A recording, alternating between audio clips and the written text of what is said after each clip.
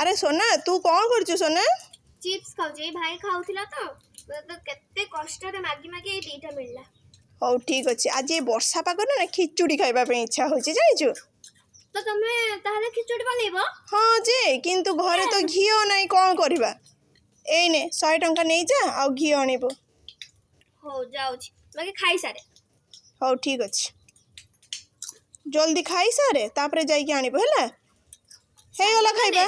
କୁହନ୍ତୁ କାହାକୁ କାହାକୁ ଖିଚୁଡ଼ି ପସନ୍ଦ, ନିଶ୍ଚିତ କମେଣ୍ଟରେ କହିବେ।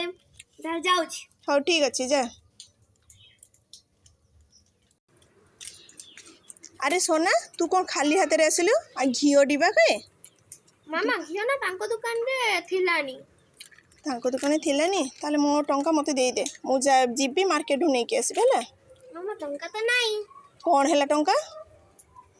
ମାମା ମୋତେ ନା ଜୋରସେ ଭୋକ ଲାଗିଥିଲା, ସେଇଥିପାଇଁ ମୁଁ ମୋର ବର୍ଗର, ପିଜ୍ଜା, ଚକୋଲେଟ୍ ଥାଉ ସେତିକି ଥାଉ। ମୋର ପହରଟା କୁଆଡ଼େ ଗଲା? ପାଇଛି ମୁଁ। ତୁ ଆସିବୁ, ତୁ ଘରକୁ ଆସିବୁ, ତାପରେ ମୁଁ ଦେଖିବି ହେଲା।